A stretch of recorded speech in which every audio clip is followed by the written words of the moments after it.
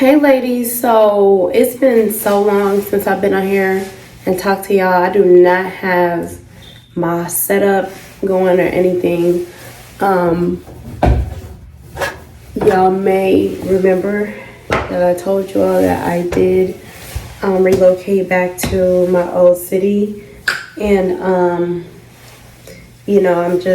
literally came out here with just my hair suitcase, my hair bag and my suitcase for clothes. So for that reason, I am starting from the bare minimum. I don't have a ring light yet. I don't have I do have my tripod and camera, but I need to get my lighting set up and set things up. So excuse the very basic setup here. I hope y'all are doing amazing. This is the second sew-in that I have worn, maybe the third. I came down here with either a quick weave or a sew-in. I can't remember which one. And I ended up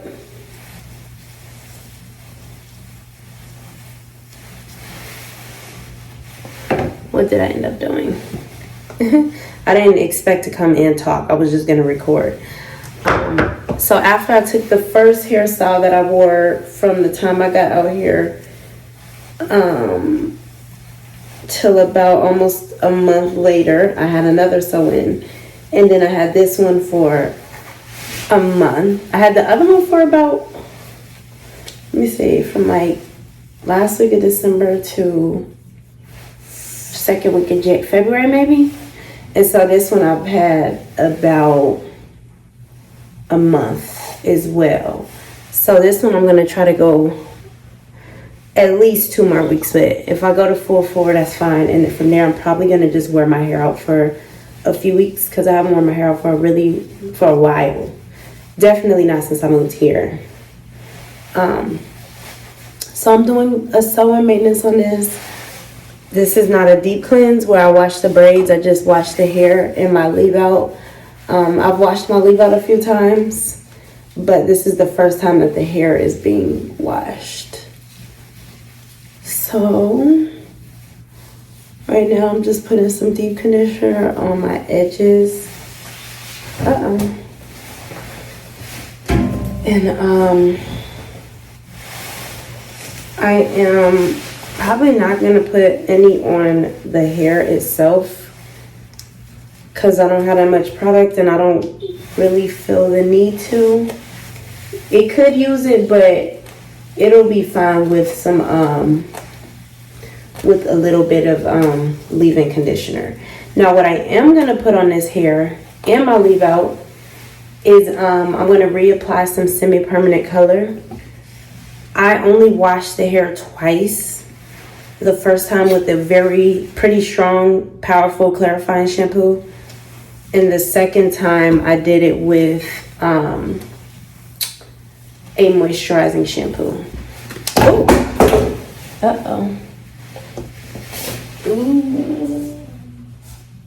Unless you are someone with an underlying condition that causes your hair not to grow, hair growth is not special.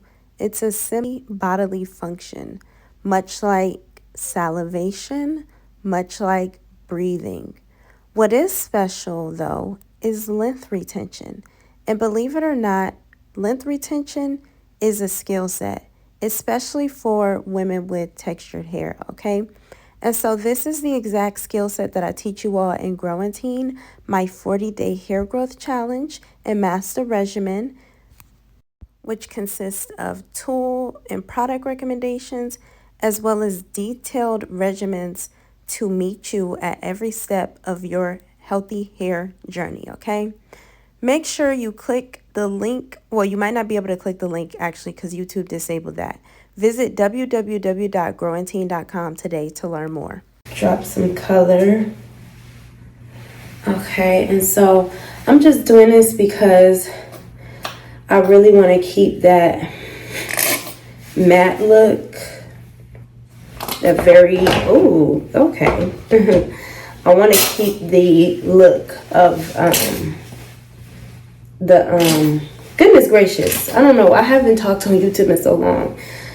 I want to keep the sleek look that the black gives it, okay? Because it just blends everything in so well. This was one of the best sewings I've had in a long time. Because this wasn't just like no survival sew-in. I really showed up and showed out with this sewing, so it showed. No pun intended. Why is that glove over there?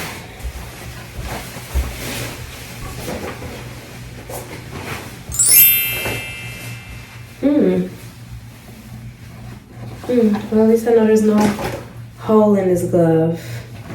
I had put this glove in there. This is a cleaning glove, unfortunately, but this is all I have. Is besides this one. I put it upside down so it could dry because I thought it had a hole in it, but I guess I didn't do it well enough, and there's still water in it, which maybe it didn't have a hole in it after all. So yes, y'all, I guess I'll give y'all like an update. It's been a very hectic 2 months for me. Extremely hectic. Ooh. Okay, it's too much water in there for me. I can't do it. It's been a very, very hectic 2 months since relocating to Las Vegas. I didn't really realize when I moved to Atlanta, I didn't realize how much, like I knew I had been building in Vegas, but I didn't realize how established I was from my home situation, my transportation shelter. Like I left everything to go back to Atlanta. I left everything to my name. And I didn't really realize what I was leaving behind when I impulsively decided to go back to Atlanta, Georgia. Now, and by the way, y'all, you can purchase these hair extensions on my site. When you click it, it may or may not say out of stock because I think I want to kind of do a pre-order kind of situation before I just open it on my website first, because like I told y'all, I've been in transition and I don't want y'all to be ordering and it's delayed. So, but you will be able to find this hair on my site by the time this video is up. I don't know when, but you can definitely check it to at least be added to the reminders list. Okay, so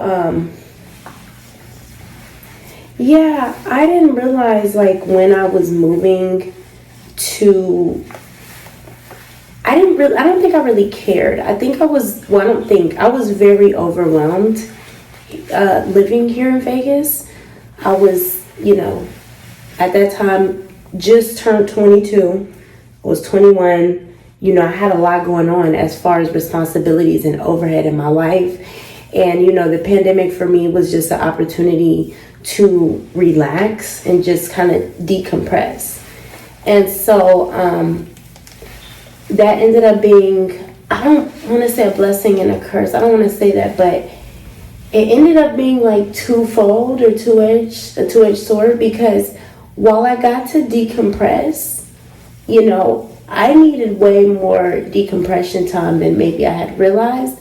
And I also don't think I realized that, how, I don't want to say how much I would have to play catch up, but yeah, like, had I stayed in Atlanta for like a few months, like 5 months to a year, and then got back to working full time, it wouldn't have been, I don't think, as hard of a transition. But literally going from not working full time for all those years to, which will be 4 years this summer in June, to like, trying to get back into the game, I didn't realize how big of a transition that would be, right? So I came here with nothing. I didn't have any intention of moving back to Vegas, but I decided to do a pop-up in November of 2023, which I hadn't done any pop-ups that year. I just didn't feel like it. I didn't care. I was more focused on YouTube and my hair care line, Azara Cosmetics, which has also been put on hold. You guys will see that soon. You know,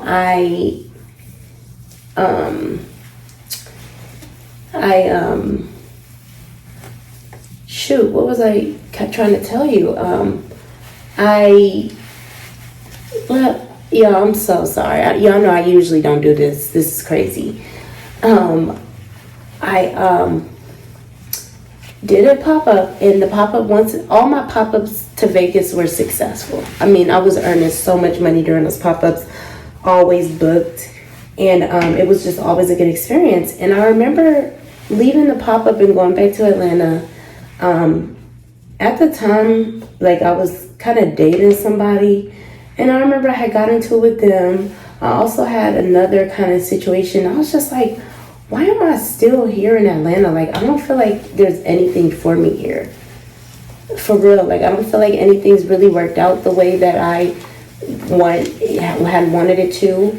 I don't want to say like regressed, because the thing is, materialistically, I might have had less possessions, but my mindset and everything, like, I had an opportunity to really pour into myself there. So it's not that I was like regressing on a personal level. It was just like more financially and as far as my business. And so I'm just like, why am I still here, right? So I forgot what it is. I kind of started like talking to certain family members I had down here in Vegas, extended family, about moving. And, you know, at the time, like, I'm not going to get specific, but, you know, people I was talking to was like, yeah, you should come here. I know, you know, they're just opening up Fontainebleau. I know somebody who works there who could get you hired. I also have an opportunity here, you know, just so you could work in the meantime if you need to while you're, you know, rebuilding at the salon, blah, blah, blah, and X, Y, and Z. And so, cool. I was like thinking about it or whatever. And then you know, I finally came to the decision to move, right? So I finally came to the decision to move, and I was like, okay, at this point it was like mid-December, maybe December 15th. I had just finished a pop-up. I scheduled my ticket for December 9th. And of course, anytime I move states, I always fly Southwest because you get so many bags. So I booked a one-way ticket with Southwest. And, you know, I started asking like a few people if they were renting rooms or if they knew somebody who was.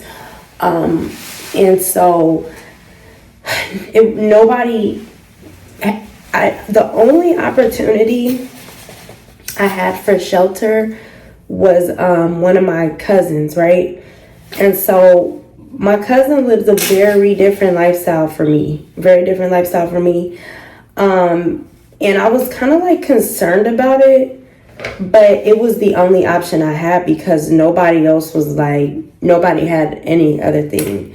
There was one thing that kind of came available, which I ended up having to take advantage of, but initially it was just me moving with my cousin, right? So I said that, you know, I packed I'm a last minute packer, but, you know, I kind of put up on my Instagram, hey, I'm back taking class in Vegas permanently. I'll be moving there, you know. I put it on YouTube. I sent out email blasts. I did everything. And, you know, I came down here, and as soon as I got down here, once again, I was booked. December was decent. It wasn't as booked as I would have expected for it to happen in December, because in the hair world, you know, holiday season is usually booked. So for some reason, I didn't book up as fast as I thought I would for December, and I think it's really because a lot of people had already booked appointments with other stylists and things like that, but I still had enough people to where I was generating good revenue. I had mostly sew-ins. As soon as I came, it was good. So, however, from the time I landed on the plane, I had a certain family member pick me up, and, Y'all, from the time I landed, it was just the most draining thing. I ended up becoming homeless here twice, okay? To one, the first time it wasn't like I wasn't completely asked out because I told y'all when I mentioned earlier that I had something else come available for me, but it just wasn't the first thing that I took advantage of because I moved in with my cousin. And so that ended up not working out. I mean, literally within the first week that I was there, I had to leave. It just was not it wasn't the type of environment that I'm used to. And I just had to get out of there because I never, like, it was bringing out aspects of my personality that I never really tap into. Just too much contention, too much drama. So I ended up having to literally, like, then basically cut off that side of my family because, you know, and, you know, I moved in with somebody else, okay? And so this situation was a much better situation, you know, at first, and then it just started getting weird, right? And so that's when I became homeless again, okay? And so the second time, y'all, I had been renting a car, and I literally was sleeping in my rental car for a week. You know, it was just like, damn. So, but let me tell you how good, you know, I believe in God. God is very good. God is very real, because as soon as I started praying and stopped stressing about it, magnificent and wonderful things opened up for me. I haven't even really had time to process these last 2 months here at all.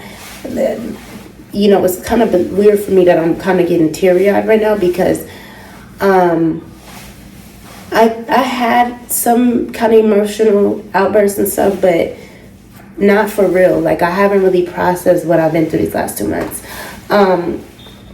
When I first moved into the home with my cousin, I was anticipating being there for 6 months before I got my own place. That's kind of what I had said to myself, because I know how much I earn as a hairstylist, and I already knew, like, my situation as far as my credit went, and I knew it was going to take me some time to just, I kind of had, like, something going on where I kind of needed a little bit of legal help. Like, I had some pandemic issues with the previous property, as far as, you know, y'all know, it was so many different things going on during the pandemic. Thankfully, I was never evicted or anything like that, but just some credit issues, like with creditors. And so I knew coming down here, like, I was gonna have to address those things in order to, you know, get in my own place. And so, or at least I thought, you know, but God is greater and bigger than anything we could imagine, right? So I had said, when my cousin gave me the opportunity to stay with her, I was anticipating being there for 6 months max. That was what I had kind of told myself. And so that was just me going based on what I'm used to earning with hair. When I moved out of her house that week, and I moved into another space, you know, I was informed that I could stay there, but I could only be there for 30 days. So I'm like, oh crap. Okay, so I have 30 days to find somewhere else to go.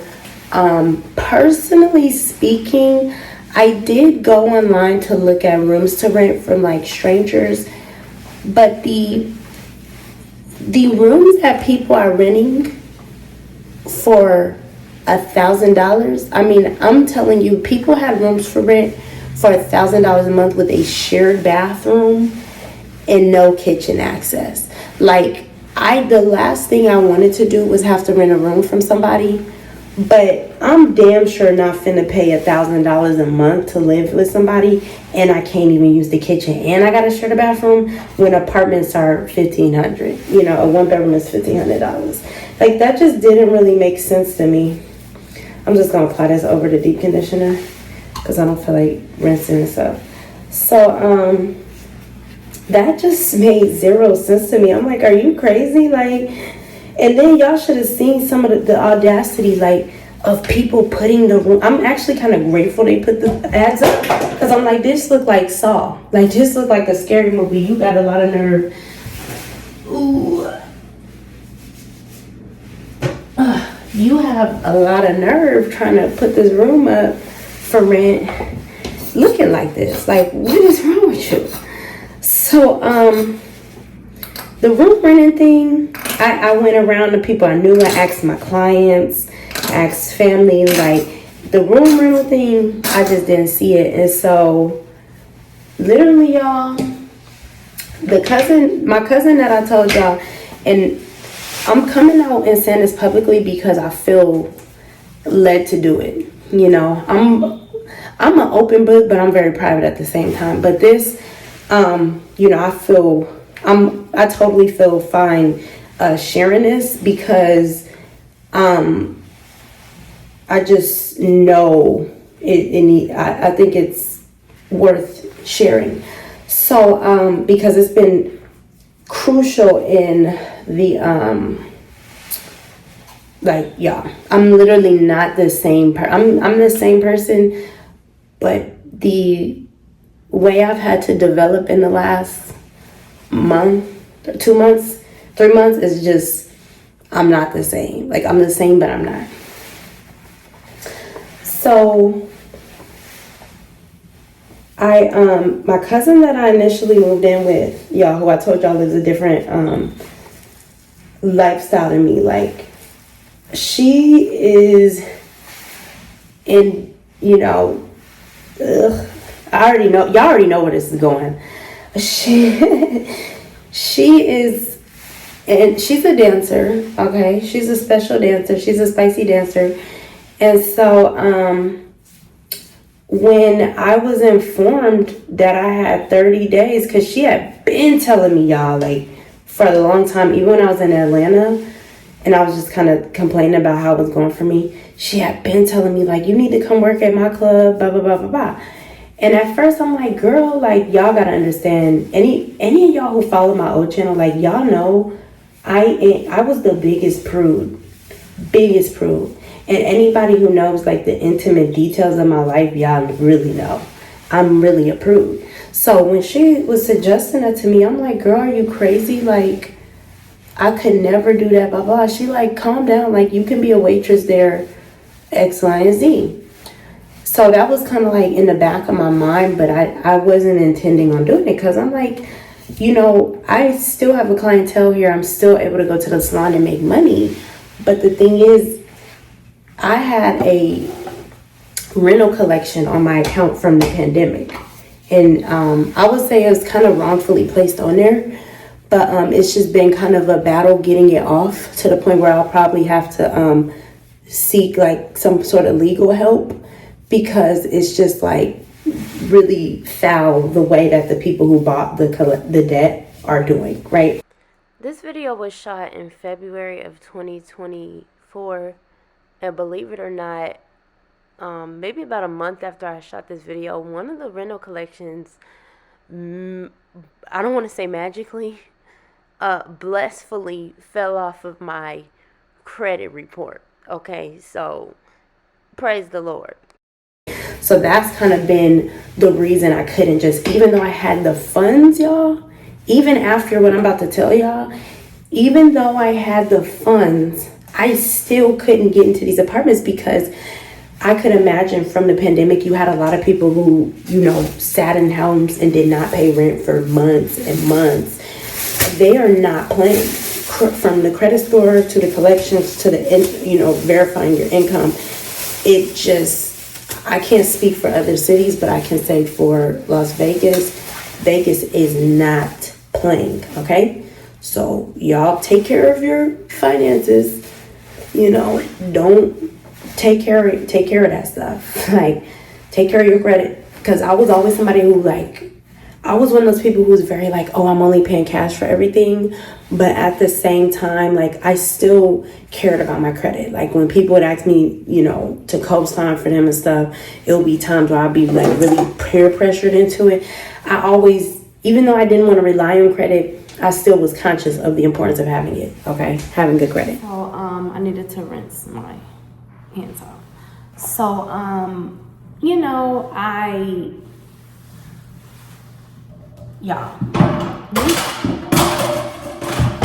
needless to say, y'all, I was given 30 days. And so I just didn't want to, I knew what my option was. Like, I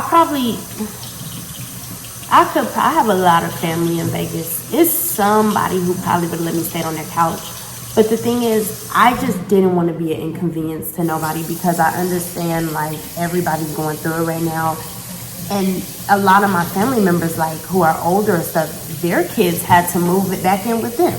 Or like my cousins who are younger, they had to move back in with their parents. So I just didn't want to add any extra, especially because I came down here so last minute. It's not like I gave months notice. I came down here in 2 weeks and just was like, I'm here. So, I didn't want to inconvenience anybody with my decisions, but I knew I had to leave Atlanta because, I moved up there at 22, it's like 22, 23, I just feel like, given the situation, it was fine. I love my new mug. Just given, I got it from Rob's. Okay, anyway, just given the situation, y'all, like, I didn't want to inconvenience nobody. Point blank, period. I didn't want to be an inconvenience to anybody because nobody asked me to come here. And, I think a lot of people carried me when I decided to go back to Atlanta. A lot of people carried me through that period of my life because I literally had, family members tell me, like, you're not a kid who just don't do nothing. You've always done something. I don't mind helping you, and I just feel like at the age I'm at now, I'm past my mid-20s now. Like, I'm still in my mid-20s, but like, I'm past the age where I don't want to be, I've always been a person that get it on my own. I had to be vulnerable in that season of my life and kind of like rely on other people. But I feel like I'm at the age where I'm a full-blown adult now. It's not like a young adult, I'm a full-blown adult. I'm gonna have to figure this out myself, period. Because the next time, I don't wanna have to come to nobody for help in that way, but if I do, it needs to really be worth it. I don't wanna burn out my favors to the point where when I'm in dire need of something, nobody wants to help me, And so when I left my cousin's house and I was given the opportunity to stay somewhere else, but I only got, 2 months, 30 days, I knew I had to do something. And so I went to my cousin's club. Why the freak does my face look like that? I knew I had to do something, and so I decided, I remember prior to talking to her before I left her house, I was kind of questioning it when she was telling me to go. I was like, so what are the details? Like, what exactly is it? And she was like, girl, it's a gentleman's club. It's basically a topless club, but you wear pasties and you cannot take off your bottoms, blah, blah, blah. I was like, okay, let me see what it's about. I felt like I had to at that time because, while I was having my salon clients, y'all have to understand, like, at that time, I'm like, I'm going to have to pay out this rental debt, which is about almost $4,000. I'm hoping that I can negotiate it lower, but in addition to that debt, I'm going to have to pay a security deposit. I'm going to have to move somewhere. I'm going to need furniture. Like, I was adding up the cost, and I'm like, yeah, for the money I'm making now, it's okay, but I need a surplus of money. Not to mention rendering services. It's not like it's 100% profit. I still pay salon rent. The salon I rent from is not cheap at all. That's still products, insurance, my freaking hair license I just had to renew. It was just so many things, and I'm like, I need to find some money, fast. And so the night that I moved into the other room that I was able to rent, I literally went down to the club my cousin works at, and I auditioned. And here, I never danced before, so I can't say how other cities work, but I know in Las Vegas they have a thing where, and actually, I misspoke. You don't just audition at these clubs usually. What it is at the particular club I was working at, you had to get a referral. And when you get the referral, then you have to go and get what they call a sheriff's card here, which is like a background check. So if you're in the nightlife industry, you have to get it, especially there's so much going on here as far as like human trafficking and just whatever they call it, the sex trade, whatever. It's so much that goes on with that, and that's like a real crime here. So I think they do it just to, I don't know. It's all new to me, like literally. Y'all have literally been watching me. Some of y'all have been watching me on here for the last 10 years from different channels, and it's like, y'all know this is something I never really consciously would think that I would ever have done. Okay, so I went to go get the I went and I got a refer immediately. I wore this cute dress that this my like boyfriend had bought me. This real cute dress, and then some nice shoes that he bought me, and then it's a former boyfriend, okay? Because I don't believe in you dancing and got a boyfriend. That's crazy to me. But no disrespect to nobody. But there's something I had bought or had gotten, and then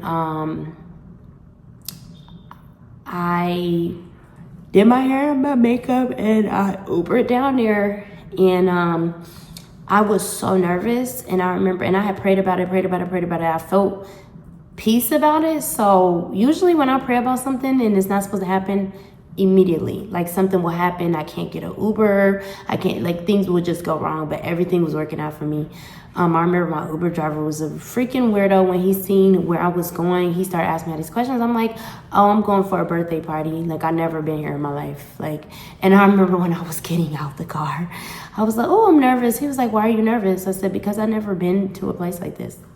Mind your damn business. Like, he was such a creep and a weirdo. Like, so, yeah, I remember walking up to the security, and I was like, yeah, I'm here to get a referral. And he brought one of the hosts out.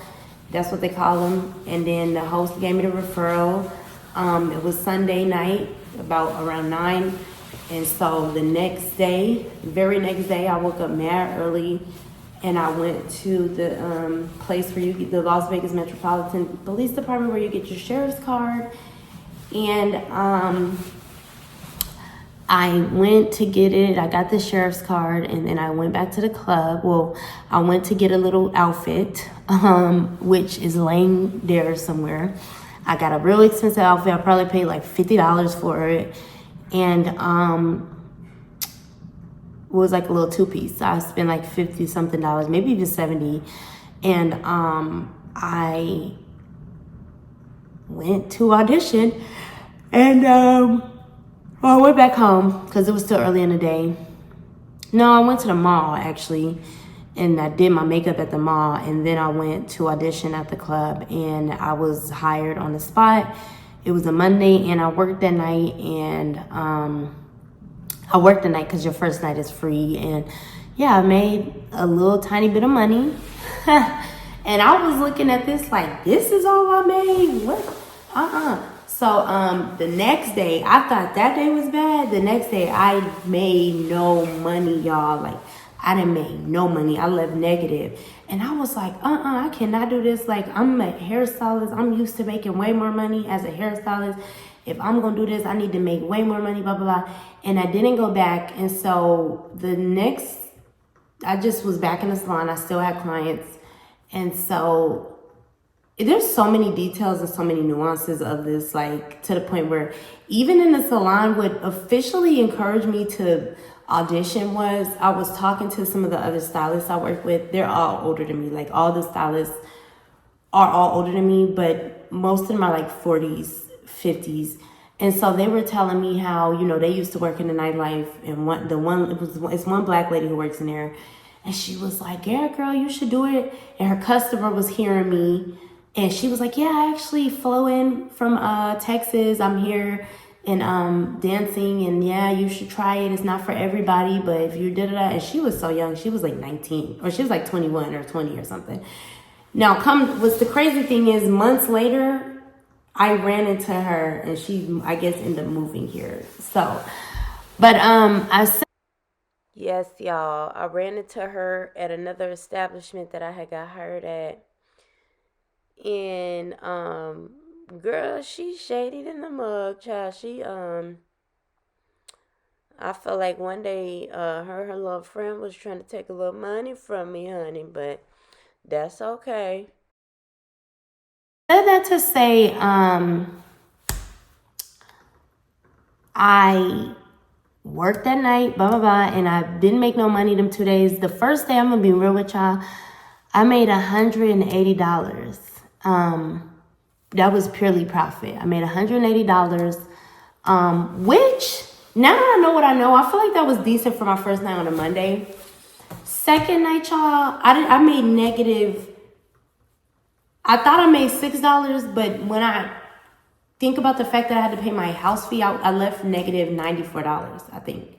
Because, yeah, I left negative $94. I was like, oh, hell no. Blah, blah, blah, blah. So I didn't come back until New Year's.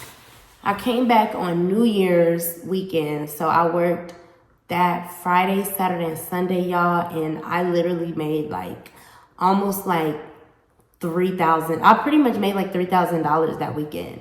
And when I made that little money, I said, oh, okay, I can see about this. I can see about this. Like, this is more reasonable. This is what I would expect. Okay.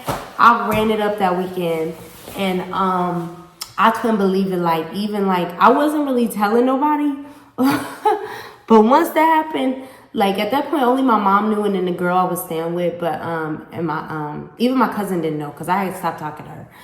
And I don't think I told nobody. I think I might have told my grandma at that point, and like, I was a little bit more open about it. Like, I wasn't telling everybody, but I was like, it is what it is. And so I would go back. And, you know, I figured out when makes the most money, how I like to work it. Like, and it just was crazy, because I came into the club like my cousin told me, like, girl, if you go, don't be trying to be friends. Don't tell people you're new, blah, blah, blah. Of course, I did the exact opposite, because it's just not natural in my personality to not be like, when I say friends, I didn't expect people to be my friends, but I'm not like a mean type of weirdo, you know what I'm saying? I'm not one of those. So, y'all, I think that people that is a dog environment. It really is a dog environment. I don't think I think it can be scary depending on how you know, but it's a dog environment. And I started to have to get like, it really brought the dog out of me. Like, I had to really start, like, yesterday's Sydney is not today's Sydney. Like, y'all, I really had to start, like, yes, like, it'll be to the point, you know, people taking customers, people trying to steal your money, kick you out of sections. Like, oh yeah, it's very crazy. So, but it was to the point where I had to stop doing hair, because I couldn't do both.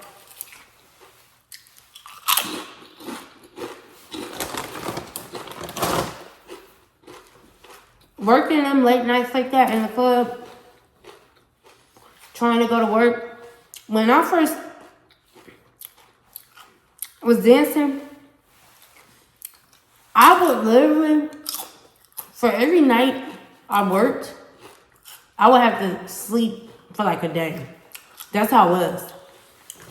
So if I worked 3 nights consecutively, baby, I could not. I would sleep for like 3 days in a row. Literally, just getting up, getting something to eat, going to bed. Like, yeah, it was taking a toll on me. And so I had to stop taking clients. I had to. I stopped posting on Instagram. I stopped posting on here. I was late with my orders. Like, I could not do both. But at that point, you know, it was good money and I had to survive so I could get to the next step. So, needless to say, I was literally facing homelessness, was literally homeless for a week. And when I say homeless, I mean on the street, like falling asleep at the gym, taking showers at the gym, like homeless, eating out every day. Like, I was literally sleeping in the back of a smart car, y'all. That's how small the space was. and I have done that before when I was a kid. I was newly 18. Same thing happened to me. Had money, whatever, ended up becoming homeless still.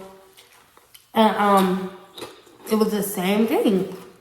And I remember at that time, let me stop eating this, sorry. I remember at that time, the first time I was living in my car for months, like almost like 6 months. I remember I was nannying at that time when I would leave the salon. So at night,